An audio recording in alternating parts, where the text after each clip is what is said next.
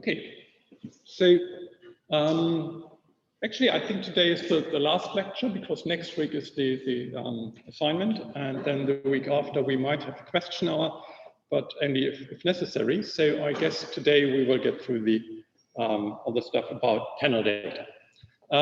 Last week we've already seen how panel data or panel models are constructed, and we have seen that the generic panel data model looks like this. So we have a fixed effects regression model, which is an ordinary regression model with a few exceptions. So for instance, we have two sub-indices here. We have the individual index or the entity index I, and we have the time index T. And that concerns not only the endogenous variable, but also the regressors on the right-hand side. So here we have three indices. The first one is for which variable that is. Then we have the identity, the entity, and the time index. So three indices here. It's a bit hard to read sometimes, but conceptually it's quite easy. And then, which is new, we have this individual effect, individual fixed effect, alpha I, which means that for each individual, we have a different intercept. And this different intercept captures all properties of that entity which do not change over time. So for instance, if you have workers, then if sex is one of the exogenous variables, then the fixed effect would capture the male-female outcome of that variable, among others. So everything which does not change over time is merged into this fixed effect. And only those variables that do change over time, at least for some individuals, appear here as regressors. So this is the fixed effects regression model. And we can rewrite that using different notation for the individuals, using dummy variables. So in this equivalent notation down here, we have, again, the endogenous variable and all the regressors on the first on the right-hand side. And then we have a list of intercepts. And these intercepts, well, pick out the right intercept for each individual. So there are different ways to do that. The way which is followed in the textbook is this one here. So we do have an intercept which applies to all individuals. So that's kind of global intercept. And then for all individuals, save the first one, we have a dummy variable that tells us how much the intercept of this individual deviates from the global one. Sorry, from the first one, So beta naught is in effect the intercept for the first individual. And then these slope coefficients here, gamma 2 up to gamma n, tell us the difference between the intercept of that individual to the first one. That's necessary because otherwise, if we also included one more dummy variable here for the first individual, we would have a case of multicollinearity, perfect multicollinearity, and that would not work. So these are two different ways to write the same model in a way. And it's usually a good idea to have in mind many different ways to write the same thing down, because if you have a problem, then sometimes one way to write the model down is much easier to answer this problem or this question than the other one. Okay, so we've already seen last week that the idea is to capture all the omitted variables which do not change over time into these fixed effects. And therefore, there won't be any omitted variable bias if you only consider those variables that do not change over time. But they may change over the individuals or the entities. All right, how does the estimation and the statistical inference work for this kind of model? And the answer is quite simple, because if we go back to the previous slide, here, what we can see here is just an ordinary multivariate regression model. The only difference compared to what we did when we started is that we have two sub-indices here, but that's just a way to write things down. It's nothing which is inherently new. So that's the one kind of notational difference. But apart from that, this is really just an ordinary multivariate regression model. And therefore, we already know how to do the statistical inference. It's nothing new in a way. Okay?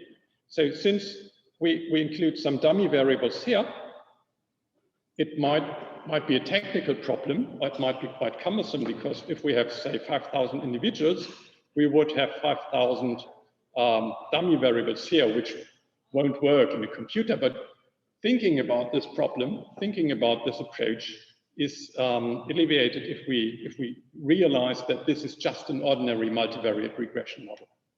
Okay? So in a way, there's nothing new. And this can be estimated just in the ordinary way using the LM command. The only problem, as I've just mentioned, is that if the number of entities is very large, say you have 5,000 workers in your data set, then the number of parameters gets very large. And then you might get a numerical problem in your computer. And you will get a numerical problem in your computer. So theoretically, that's nothing new, but the practical implementation, the numerical implementation will be hard in that case. But fortunately, there's a very easy way out. So in principle, nothing changes. In practice, we do have to change something. And what we are usually following is this two-step procedure. So first, we compute the entity-specific averages. So for each individual, we compute for all variables, the endogenous and the regressors, we compute the time average. So we average over time for that variable. So what is the average over time for the first individual of the endogenous variable?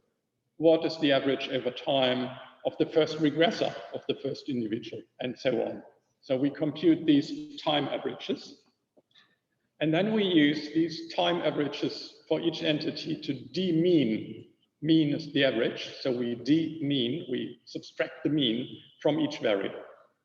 And we will see in a second that this will solve many problems. So just to get the idea, we consider again the single regressor fixed effects model. So we have only one X variable, but of course many individuals and therefore many fixed effects. If we take time averages, we can rewrite the model in this way. So for each individual, we have the average value over time. So we add up all the values over time for individual I, and we divide that by the number of periods, capital T. And that would be the average of individual I over time. And we do that not only for the endogenous variable, but also for the regressor. And we would do that for all the regressors if we had more. And we do that for the fixed effect. But what is the average fixed effect? Well, the fixed effect doesn't change over time. So if we compute the time average, it's the same value. So if the fixed effect is 5, you observe 5, 5, 5, 5, 5 for each period. You take the average, well, it's 5. Okay? So in that case, the fixed effect doesn't change. Or in other words, the average is the same as the value for each period. And here we have the average of the error terms. Okay? So this would be kind of averaged version of the regression model. And then we subtract this averaged version from the original model. And what happens? Well, on the left-hand side, we have YIT minus the individual specific average, or mean. Then we have beta 1 times XIT minus beta 1 times X bar I, which is this term here. Then we have the individual effect in the original equation, alpha I, minus the average, alpha I, so it's gone. That's the trick. So it's very similar to what we did last week when we considered differences in the case where we only work with 2 periods. So if we consider differences, then the difference of the fixed effect is 0 and it just cancels. And the same happens here. If we demean the series, then demeaning the fixed effects means just that it vanishes. Okay? So by subtracting the entity-specific means for each variable, we eliminate, in a way, the fixed effect from the regression model. Okay? So it's just gone. And here we have the d-mean value of the error terms, but that's just another error term. So in a way, by using this approach, we eliminate the fixed effects and we get a kind of new regression model, which is very similar to what we have seen last week when we considered differences. The only deviation here is that we have not difference on the left-hand side, but this d-mean value for each period and each individual. But apart from that, it's really just what we did last week. Okay, so we have a new regression model. We have the d-mean value on the left-hand side. The regressors are also d-meaned. We just compute the regression for the d-mean variables. That's it. That's the trick. And by d-meaning, we just get rid of the fixed effects. Right? So very clever.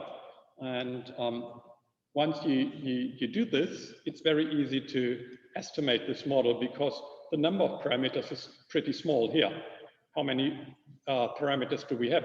Well, we could include an intercept here. It's not forbidden. We suspect this intercept to be 0. And it should normally not be significantly different from 0, but it could be included in the estimation. That makes it easier. Because then we can just use the pre-canned packages. But apart from the intercept, we have one slope coefficient beta 1 here. We would have the variance of the error term, but that's just a variance. So we have 2 parameters. That's it. And we have capital N, or no, not capital N. We have N fixed effects, which normally we should estimate. So if we use this dummy variable approach and really estimate a multivariate regression model, we would estimate not only these 2 parameters, but also the N fixed effects. Okay. But we can very easily get rid of the fixed effects by demeaning the variables and just use ordinary least squares estimation techniques to do that. Okay. And then everything is just as before. So this is really just a repetition of what we did before. So under certain assumptions, I come back to that a bit later. The sampling distribution is a normal distribution, at least if we have large samples, which we always assume in this course. The standard errors can be estimated. This is just usually done by the computer package that you use, so R in this case. And if you're interested in why it works and how it works and so on, please consider attending the courses on econometrics. But you're perfectly free just to use the standard errors which are computed or calculated by the R packages. And once you have the standard errors, it's very easy to compute confidence intervals and to perform hypothesis tests. So as before, the confidence interval is the point estimate plus minus 2 times the standard error, not exactly 2 times, but roughly. And if you perform a hypothesis test, you have the hypothetical value, you subtract the hypothetical value from the point estimate, you divide that by the standard error, and that's the test statistic. And if it's, well, that then depends on if you have a one-sided test or two-sided test, but normally we have two-sided tests. So in that case, if the test statistic is larger than 2 or 1.96, you would reject the null hypothesis at the 5% level. So just the same as before. It's pretty easy, actually. So let's apply that to the data set we looked at last week, where we had the fatality rate in different US states, and we regressed that first for single periods on the beer tax in those states, and we found out that the higher the beer tax, the more fatal traffic accidents in that state, if we only look at single periods, at single years. But if we include all the years into the data set, and if we also allow for fixed effects, for fixed state effects in this case, then the result changes dramatically, and what we obtain is a value of minus 0.6 as a coefficient for the Beer-tax. So the higher the Beer-tax, the lower the fatality rate, which is what is in line with our expectations, I think. And this can be interpreted as the causal effect. Of course, if all the assumptions are valid. Okay? And usually the fixed effects are not really computed. So normally we are not that interested in the fixed effects. Normally we are interested in the causal effect of any of these regresses. So this is the value we would like to know. And the package tells us that the standard error is 0.3, roughly. So it's, well, not very significant, but it's significant in this case. So it's negative, and it's significantly so at the 5% level. Including these fixed effects for the states avoids omitted variable bias. So that's the reason why we do that.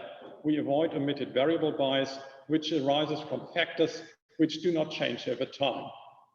So cultural attitudes, in this case, I guess, will be the most important exogenous regressor here. But then what happens if we have omitted variables that do change over time, but to make it a bit simpler, do not change over the states?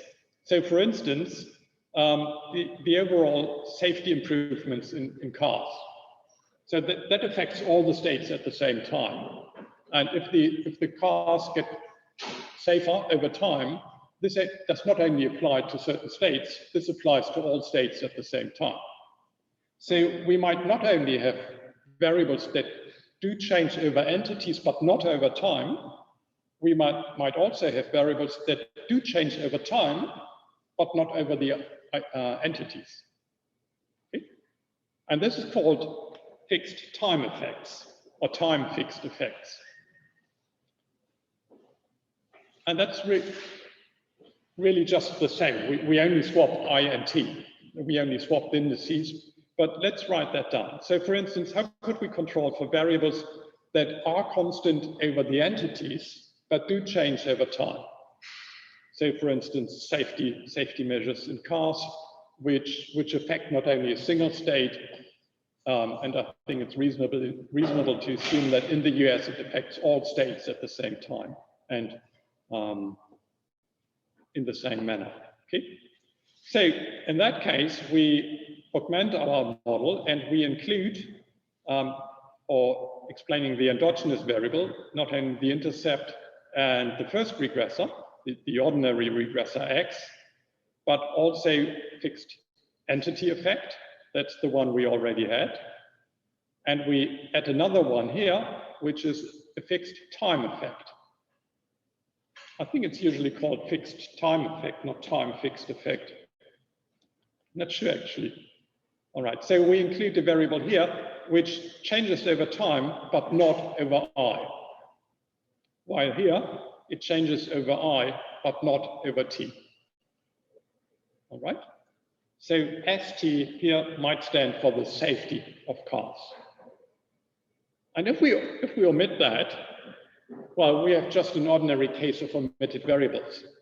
Yeah? So if this omitted variable does have an impact on the fatality rate, which is obvious in this case, and if it's correlated with the other variables, which is not that obvious in this case, but suppose it is, then we would have an instance of omitted variable bias, which means that we calculate the slope coefficient for the Beer-tax, we find it's negative, we find it significant, but the value is wrong because there might be omitted variable bias, for instance, because of this safety improvements of cars.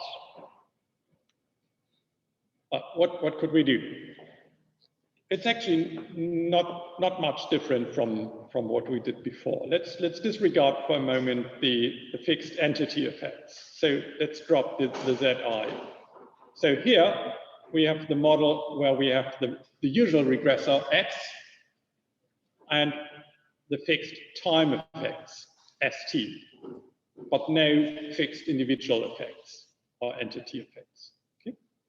So in this case, we can, in this way, we can eliminate all those variables that change over the entities, sorry, that change over time, but not over the entities. And we can actually heal the omitted variable bias, which is affected by those variables. And again, as before, we can substitute, or we can add a new variable or a new parameter, lambda t, which is the equivalent to what we called alpha I last week. And this is the sum of the intercept term and the time variable. So lambda t is just the sum of these two. Think back to last week. There we defined alpha I as the intercept plus coefficient times the variables that affect individual I. Okay? So it's just mirror, just the same in a way. Okay? So the only difference between the model with fixed time effects and the model with fixed entity effects is that here we have different intercepts for each period, while in the model with fixed individual effects, we had different intercepts for each individual. That's the only difference. Yeah. So in a way, it's really just the same. It's a different, you look at the same problem from a different dimension, from a different direction. Okay, but of course, you can also include both. So in that case, we include the fixed effects for the individuals and the fixed effects for the periods. And that would be the combination. It's also called two-way effects or two-way effects. And it means that we avoid omitted variable bias, which is either caused by variables that do not change over time or by variables that do not change over entities. Of course, if we have omitted variables that do change over time and over entities, we still have omitted variable biases. But very many omitted variables can be, very many biases can be avoided by including actually both kinds of fixed effects here. Okay. And again, this model looks relatively simple, I think, in this case. It can be rewritten using this dummy variable notation. And in that case, it looks really messy because you have all the regresses here. You have one dummy variable for each individual, which might add up to thousands of dummy variables. And you have one dummy variable for each period, which again might add up to, well, tens of periods sometimes. Or it might actually be large. Okay? So sometimes you have few individuals, but many periods. Sometimes you have many individuals and only few periods. Sometimes you have both. And as before, we cannot include the first period and not include the first individual, because in that case, we would get perfect multicollinearity. Yeah? Unless we drop the intercept beta naught. So we can choose either to include the intercept beta naught and drop the first dummy variables, or drop the intercept here and use one more dummy variable, either for the individuals or for the periods. But as you have already learned when we talked about perfect multicollinearity, it is not really a problem. So if you just by chance forget that you must not include the first dummy variable, and you put everything into the computer will alert you and say, well, there's something wrong. You have a case of perfect multicollinearity, and I just drop, say, the first dummy variable.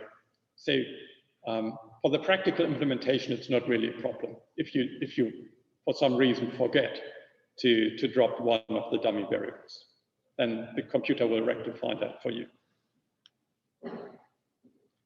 Okay, so just to repeat that, if we include entity and time fixed effects in our regression model, we can avoid omitted variable biases which are caused by variables that do not change over time, and avoid omitted variable biases by variables caused by variables that do not change over individuals or entities. Okay, so very many omitted variables either do not change over time or at least do not change a lot over time and will not change a lot over individuals.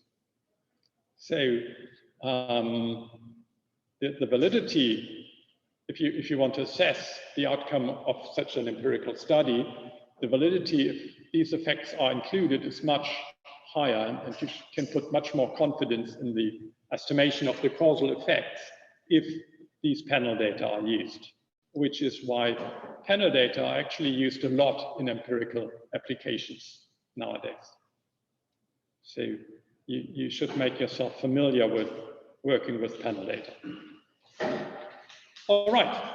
And of course, in principle, these models can be estimated just by OLS if all these dummy variables are included. But in principle means here, theoretically, if you really apply that to a computer, then it will usually break down. So for practical implementations, that won't work. And the reason is that inside the computer package, there's a matrix which is computed, which is of dimension number of regressors times number of regressors. So if you have, say, 10 regressors, it's a 10 times 10 matrix, which have to be inverted. That's not a problem for a computer. But here, if you have, say, 5,000 individuals, you have a 5,000 times 5,000 matrix, which means 25 million elements in this huge matrix, and that cannot be inverted by a computer. Okay? So even if it's doable theoretically, it won't be, numerically it won't work. Okay? So computers are just too small in a way, or too coarse to numerically really solve this problem. So the OLS approach won't work for the dummy variable model. So that's just a way to think about panel data models. But of course, the OLS model, OLS regression will work if you demean the variables. So most software packages and also R implement a two-step approach where you demean the variables first, and then you do an OLS regression. So just what we've seen before. Okay, let's apply that again to the fatality rate example. So here we include fixed effects for the state plus fixed effects for each period. So we have, I think, 8 periods here, 6 or 8 periods. So there are 6 or 8 fixed effects for the periods, well, 1 less. And we have 52 states or so. So it's 1 less concerning the state effects. And then we have, for each state, we have a state of fixed effect, and for each period, we have a time fixed effect. And then we only have 1 regressor. We are interested in the causal effect of the beer tax, and it's not changed a lot. It used to be minus 0.66. If we include the time fixed effects, it's minus 0.64. Unfortunately, the standard error goes up a bit. So this is no longer significant at the 5% level. It still is at the 10% level. So then it depends on your feelings concerning the significance level, whether you regard this as a credible outcome or not. So that's a matter of taste in a way. All right. So the estimation is immune to omitted variable biases. We've seen that now. And of course, it could still be that some variables are omitted, which change over time and over individuals. And if that's the case, then there's nothing we can do. Well, instrumental variables might be an approach, but that's also hard to find instruments. Okay, so that's the application to the traffic data. Let's also look at the theoretical assumptions. Under which assumptions are the causal effects correctly estimated? Well, the most important assumption, again, is the first one. And since the model is not really different from what we did before, if you have this representation with the dummy variables in mind, it's not surprising that the assumptions are the same as before also. So the first assumption is that the error terms have conditional mean 0. So the expectation of the error term, given all the regressors, must be 0. And all the regressors includes the fixed effect. So given the fixed effect, the error term must have an expectation of 0. That's the assumption here. Why don't we have the line fixed effect? Oh, we should include those if we have both. So I follow the textbook here, and they jump around a bit between the model with and without the time fixed effects. But you're perfectly right. If we also include fixed time effects, then those appear here as well.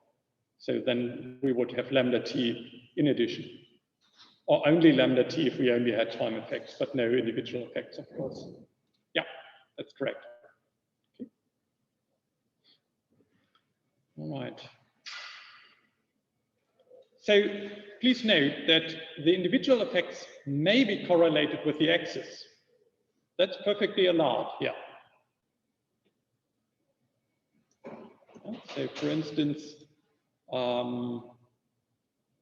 if you're interested in the wage and you would like to explain that by education and tenure and whatever, and individual fixed effects, which for instance capture whether the person is male or female, then it would not be a problem if the education level of females would be different, were different from the education level from males.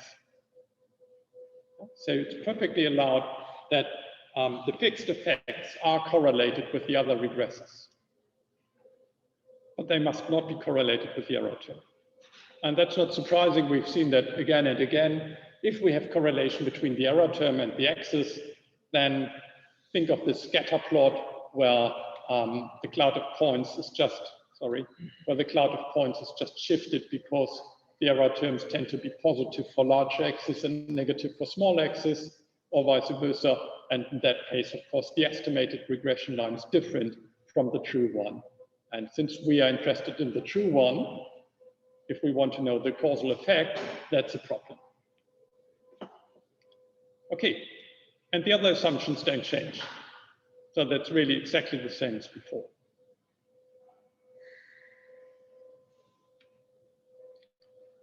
All right, how do we compute standard errors? Well, if we have panel data, we have a problem. Because up to now, we most of the time looked at cross-sectional data, and we assume that all the observations are independent from each other, which means that, well, they are in a way drawn from a set, from the entire population with replacement. And each individual has the same probability to be drawn. So in that case, it does make sense to assume that in cross-sectional data, all the observations are independent from each other. So if you observe a particularly high value for person number A, for instance, a high income, then that does not mean that the probability for person B to have a high income as well is larger or smaller than if it were different. Yeah, so they are just independent. Knowing something about one individual gives you no hint about the distribution for the variables of the other individuals. That's the meaning of independence. And that makes sense if we have cross-sectional data. Most of the time it makes sense. But here we have panel data, and that means we observe different individuals over time. So we observe, for instance, the income of worker A in period 1, and the income of worker A in period 2. And if worker A had a high income in period 1, she's likely to have a high income in period 2 as well. So the value in one period does give you information about the distribution in other periods. which means the values are not independent. Okay. And that's a problem, because to do the statistical inference, we have to assume the independence assumption. And if we have panel data, this assumption is usually violated, because high values today tend to be followed by high values tomorrow. Not always, not all variables, but for many variables, that's actually the case. A high interest rate today will mean a high interest rate next week. A high income today typically means a high income next month, and so on. A high education in this generation means a high education in the next generation. Not always, but it tends to be the case. Okay? So there's some dependence over time. And somehow we have to take that into account if we want to compute the standard errors. And this gets really tricky, and therefore we won't deal with that. I will just tell you that it can be computed. It's called HAC estimators, heteroscedasticity and autocorrelation consistent estimators. Autocorrelation means you have correlation over time. So the variable is correlated with itself, therefore autocorrelation. And it is possible to construct estimators for the standard errors if you have this kind of, some kind of autocorrelation. It's tricky. And again, you are invited to attend courses on econometrics where this is done, but we won't do that here. Just let you know that these techniques are implemented in the R packages. So if you apply these commands in R, then the standard errors are typically estimated correctly for you. Okay? So in a way, you need not worry about that. Of course, if you want to know why that's the case and how it's done, you should worry about that. This is a university and you should want to know why it happens and what can be done about it. But that's a bit more advanced, so we stop here. So this is how far I wanted to get in this talk. Any questions?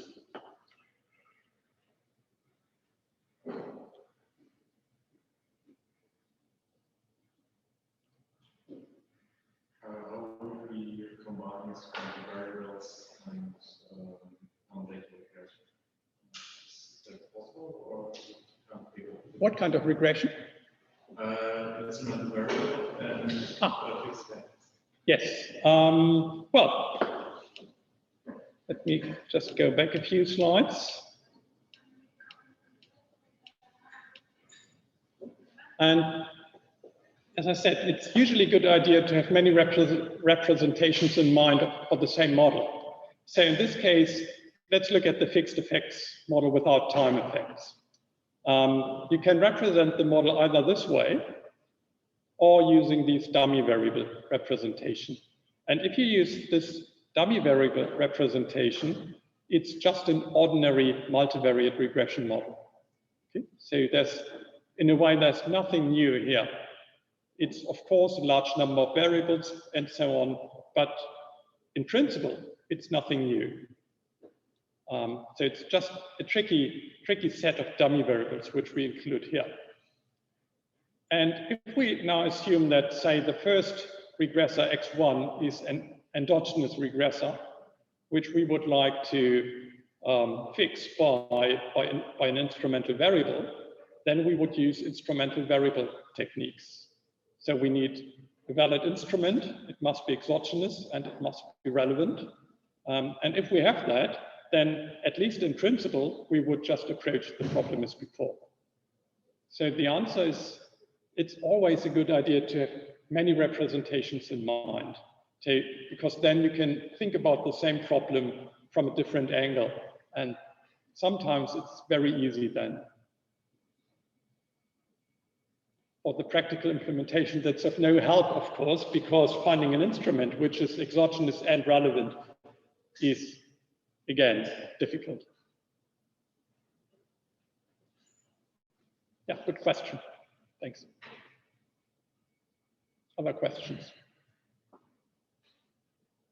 Questions via Zoom, maybe? Or in the chat? That's currently not the case.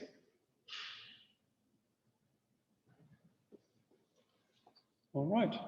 So if you feel we need a question hour in the last week, so that's 2 weeks from today,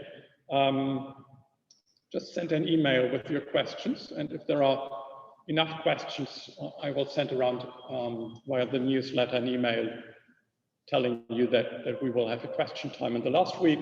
If that's not the case, good luck for the exam. And yes, please send me the email concerning the groups for the assignment this week by Thursday.